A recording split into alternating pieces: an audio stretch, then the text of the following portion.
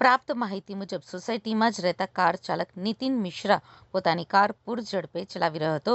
પરિવારજનોના આરોપ મુજબ ચાલક કાર ચલાવતી વખતે મોબાઈલ ફોન ઉપર વાત કરવામાં વ્યસ્ત હતો, જેના કારણે તેનું ધ્યાન રસ્તા ઉપર નહોતું. સોસાયટીમાં વળાંક લેતી વખતે તેણે બાળકીને જોયા વિના જ ટાયર નીચે કચડી નાખી હતી.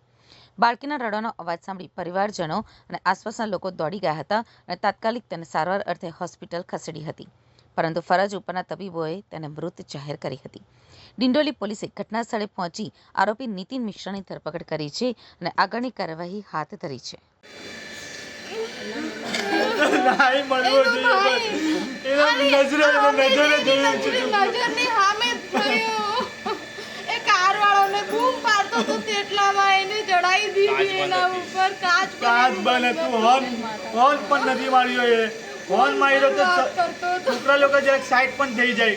મારું નામ ભરત છે.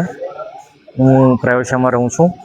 ઘટના એવી બની હતી કે મારી ભાઈની છોકરી જે રમતી હતી ઘરના આંગણે બેસેલી જ હતી, બીજે કશે પણ નહીં ગયેલી. તેના પર અમારા સોસાયટીનો મેમ્બર છે 21 નંબરમાં એ નીતિન મિશ્રા કરીને, તેમણે રફમાં આવીને ગાડી ચડાવી દીધી છે અને ગાડી ચડાવ્યા પછી ગાડી એની પર ચડી હતી, પાછી એને કાઢવાની જગ્યાએ પાછી રિવર્સ મારીને પાછી એની પર પાછી ખેંચી હતી.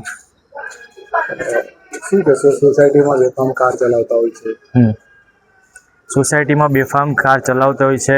સોસાયટીના ગ્રુપમાં પણ નાખ્યું છે, મીટિંગોમાં પણ કીધું છે, પણ કોઈ પ્રતિક્રિયા નથી આપી કોઈ કે આવી રીતે કરવું. બમ્પરો છે સોસાયટીમાં.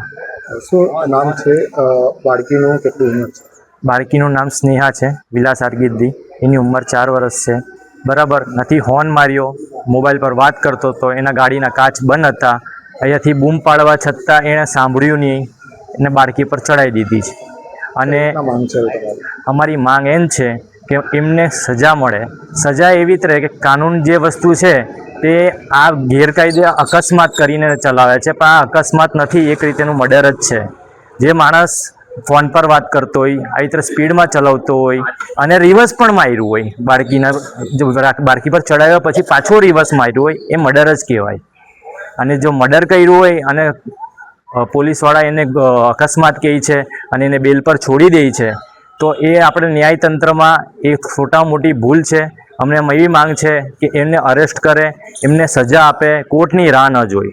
કારણ કે કોર્ટ સુધી જશે ત્યાં સુધી એ બેલ પર છૂટ્યો રહેશે. મારી બાળકી તો જીવ ગયો જ છે ને, એને ન્યાય મળે ને એ બહાર ફરે એ ન્યાય નથી.